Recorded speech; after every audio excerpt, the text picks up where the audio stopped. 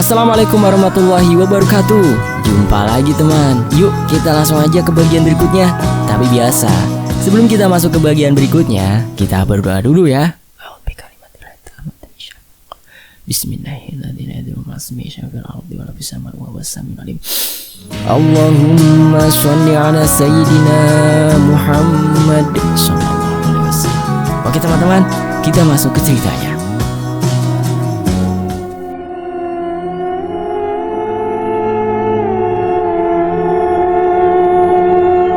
Setibanya aku di tempat rentalan PS. Emang sengaja kita bilang ke penjaga rentalnya untuk buka pas malam hari. Soalnya biasanya rental tutup jam 6 sore. Maklum aja, namanya di kota kecil petang dikit aja langsung sepi.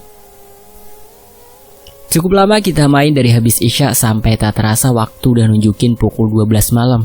Langsunglah aku ngajak si Fandi sama si Chris buat pulang. Soalnya malam udah mulai larut. Bukan karena apa-apa, tapi emang karena jalan yang akan kita lalui juga nggak kalah horor. Tapi sayangnya Chris dan Fandi masih asik main PS-nya dan menolak untuk diajak pulang.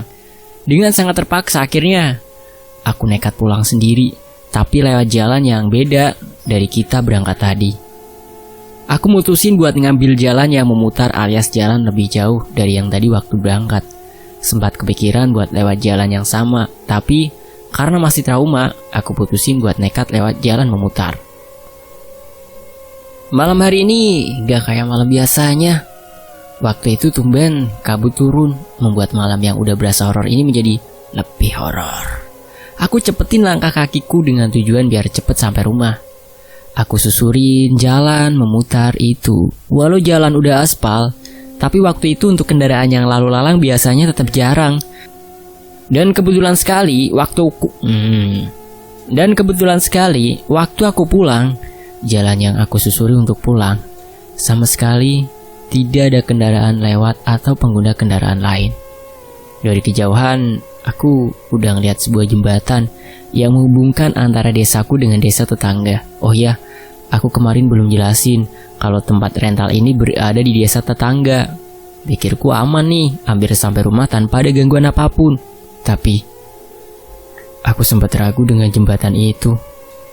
Dari cerita warga banyak yang bilang kalau jembatan itu sering kali hilang dengan sendirinya, atau kalau enggak akan ada dua jalan setelah melewati jembatan itu.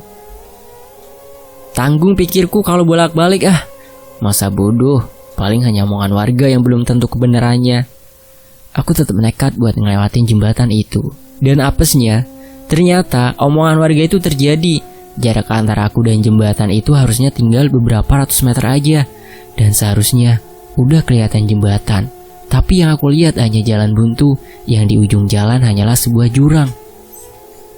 Sial, pikirku. Emang hari yang kurang beruntung sepertinya. Sejak tadi gangguan ada aja. Gak lama kemudian, aku dengar ada yang manggil aku dari belakang. Dan waktu aku tengok, ternyata itu si Fandi dan Chris. "Woi An, kirain udah sampai rumah, malah masih di sini." Wah, syukur akhirnya kalian nyusul. Balik aja yuk. No, di sana jembatannya udah nggak ada. Bener apa yang dikatain warga?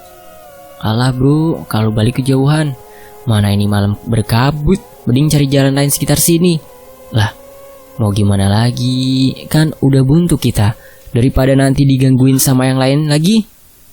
Tapi aku tahu jalan yang bisa kita lewati. No, lewat sono no. Fandi nunjuk ke arah kuburan. Enggak males lewat situ. Bukannya cepet sampai, yang ada malah digangguin sama yang di sono.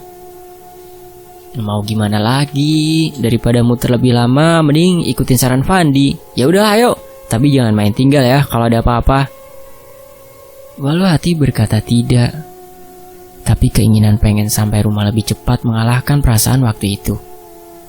Di perjalanan, aku ngerasa ada yang aneh dengan kedua temanku itu. Mereka hanya diam saja, dengan pandangan kosong. Yang biasanya mereka asik bercanda dalam keadaan apapun, tapi malam itu mereka beda. Aku sempat kepikiran yang aneh-aneh tentang mereka ya, tapi aku tepis pikiran itu dan tetap berpikir positif. Mungkin mereka udah mulai ngantuk. Sampailah kita di area kuburan, dan kita harus masuk melewati kuburan itu. dan baru kita sampai di desa kita. Langkah demi langkah kita lalui, awalnya tetap biasa aja. Tapi lama-kelamaan, aku ngerasa aneh sama mereka berdua muncul lagi. Kita mulai masuk area tengah pemakaman. Entah kenapa, langkah mereka terlihat lebih cepat. Walau dengan langkah atau jangka kaki yang biasa, tapi mereka bisa menjangkau beberapa meter lebih dari biasanya. Woi, jalannya pelan aja. Sesuai yang kita omongin tadi, jangan sampai ada yang tertinggal. Tapi apa yang aku dapat? Mereka gak ngerespon apapun yang aku katakan. Tapi aku mulai perhatikan kaki mereka saat jalan. Dan ternyata kaki mereka sama sekali gak napak di tanah. Jadi mereka melayang, tapi tetap dengan gaya orang berjalan. Aduh, gangguan apa lagi sih dari tadi perasaan pada temen deh. Aku udah pikir bener dia bukan Chris sama Fandi. Tapi entah kenapa nggak ada rasa takut sama sekali. Yang ada, aku ngerasa seperti dibantu. Oleh karena itu, aku tetap ikutin kedua sosok yang menyerupai temanku itu. Hampir saja aku di luar area pemakaman. Dan tiba-tiba, sosok yang menyerupai temanku dalam sekejap melesat dan sekelebat langsung menghilang setelah aku keluar dari area pemakaman itu. Tanpa pikir panjang, aku langsung lari dan pergi meninggalkan area itu dan buru-buru pulang ke rumah. Dan akhirnya, aku sampai rumah dan masuk rumah. Di sana masih ada bapakku yang lagi nonton film di TV. Tapi aku hiraukan bapak dan langsung menuju kamar mandi buat bersih-bersih kaki dan tangan. Dan langsung menuju kamar setelah selesai untuk tidur dan berharap semoga besok bisa jadi lebih baik lagi. Pagi hari pun tiba. Aku berniat jalan-jalan pagi dan aku sengaja lewat lokasi yang jembatan tadi malam hilang. Sampailah aku di lokasi dan melihat jembatan itu sudah ada di posisinya. Dan banyak juga orang yang berlalu lalang. Beberapa hari selanjutnya masih sama dengan gangguan-gangguan yang sama seperti sebelumnya. Langsung aja lanjut ke beberapa bulan berikutnya, di mana setelah aku selesai dengan ujian negeri SMK. Setelah selesai dengan UN, terakhir aku berniat sama teman-teman buat main ke rental PS di tengah kota. Tempatnya di salah satu swalayan di kotaku. Lokasi rentalnya ada di bawah di basement. Lanjutlah kita langsung main beberapa game waktu itu. Dan tiba-tiba aku ngerasa pengen ke kamar mandi buat buang air kencing. Soalnya kondisi di basement lumayan dingin. Bedanya WC di rental ini dengan WC umum lainnya adalah WC di rental ini selalu dikunci. Jadi kalau kita mau ke WC, ya kita harus bilang dulu ke penjaganya untuk pinjam kunci WC. Entah apa alasannya, yang jelas WC itu selalu dikunci dan dibuka kalau hanya akan digunakan saja. Bang, pinjam kunci dong, mau ke WC nih, kebelet. Oh iya, di kuncinya. Setelah selesai langsung kunci lagi ya, dan balikin kuncinya. Iya bang, tahu kok aku. Aku langsung ngambil kunci di abang rental tadi, dan lanjut jalan ke arah WC. Gak ada firasat apapun waktu itu. Gak ada kepala pusing atau apapun. Makanya aku pede aja buat jalan ke WC. Sampailah aku di depan WC. Langsung aku masukin kunci dan aku putar 2 kali. Kunci pintu akhirnya udah beres. Aku pegang gagang pintu. Aku buka dah tuh pintu. Sampai sini masih normal aja. Sampai saat itu aku dengar ada seseorang di dalam WC itu. WC ini di dalam masih ada bilik-bilik lagi. Tepatnya ada 2 bilik di dalam WC itu.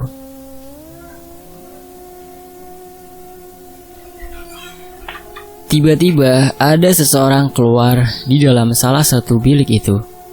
Sesosok wanita dengan rambut panjang, pakaian gaya anak muda. Dia jalan menuju arahku buat keluar. Dia jalan semakin mendekatiku. Aku mulai bisa melihat jelas wajah cewek itu. Cantik, putih, seperti cewek Jepang. Di sini aku masih belum ngerasa aneh dengan kehadiran sosok yang ngelewatin aku.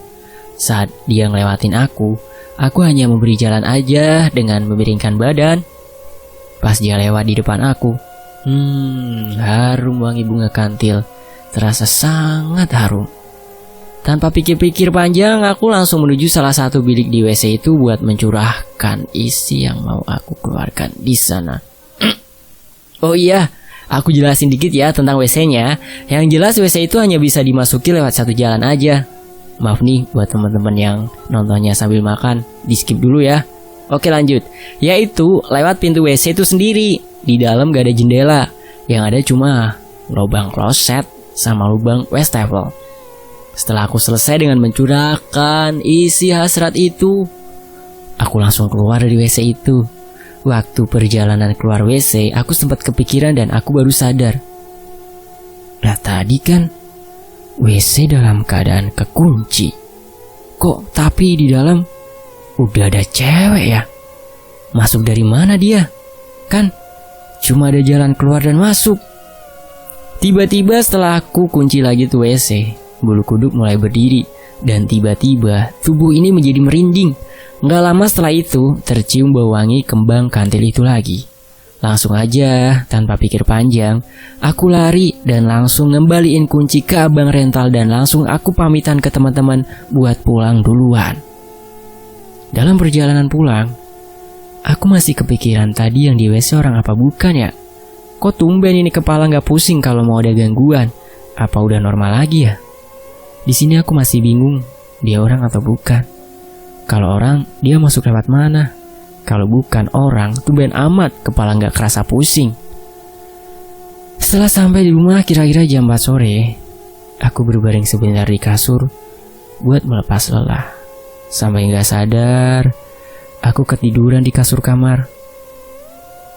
Saat aku tidur, aku merasa ada seperti helaian rambut yang menyentuh wajahku.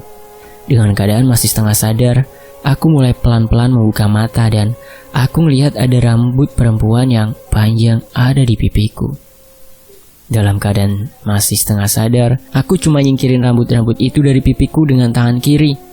Dan tangan kanan, tanpa aku sadari, aku juga meraba dan aku merasakan ada rambut juga, tapi beda. Rambut yang aku singkirin di pipi terasa lembut, tapi yang aku rasain dengan tangan kanan, aku ngerasa aku megang rambut yang kaku, berjenis keriting. Sontak aku kaget dan langsung loncat dari kasur aku. Dengan keadaannya masih shock, aku perhatiin tuh kasurku. Di sana bersih gak ada apa-apa. Tak ada satupun helai rambut yang ada di kasurku. Dan aku lihat jam nunjukin jam 5 sore. Dan aku teringat, ternyata aku belum sholat asar. Dan aku langsung bergegas buat ngambil air wudhu dan langsung mengerjakan kewajiban sholat asarku. Sekian teman-teman untuk pengalaman Mas Rian ini ya. Mungkin kelanjutannya udah dibuat sih itu yang sekamar kos dengan dia ya. Dan yang season 2-nya kita tunggu aja ya. Gak ada janji buat tayang kapan ya. Pokoknya setia nunggu aja. Admin undur diri dan wassalamualaikum warahmatullahi wabarakatuh. Apresiasi setinggi-tingginya buat Mas Rian ya. Terima kasih.